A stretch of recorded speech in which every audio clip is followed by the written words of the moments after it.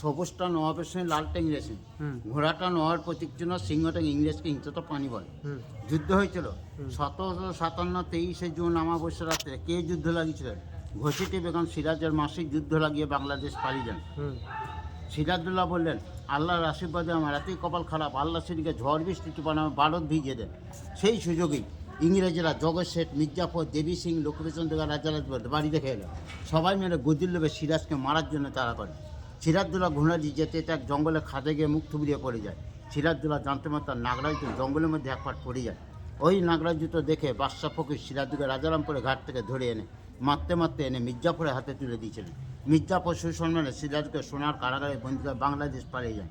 জুলাই মাসের 2 তারিখে মির্জাফরের ছেলে মিরন কারাগার ভেঙে সিরাজদৌল্লাকে বের করে তার সিপাহীদার মোহাম্মদী বেগকে দিয়ে সিরাজদৌল্লাকে আধমরা করে মেরে ঘোড়ার পায়ে বেঁধে রাত্রিরে ঘোরাচ্ছে।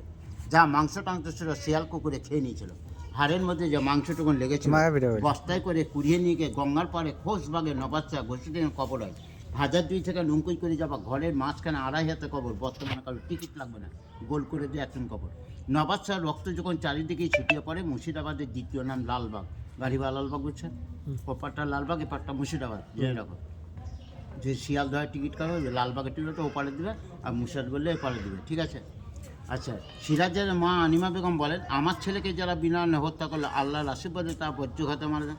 মির্জাফরের ছেলে মিলন 3 মাস পর বিহারে বাস করে মারা যান। মির্জাফর কুষ্ঠরোগে মারা যান। মোহাম্মদে কালা জ্বরে মারা যান।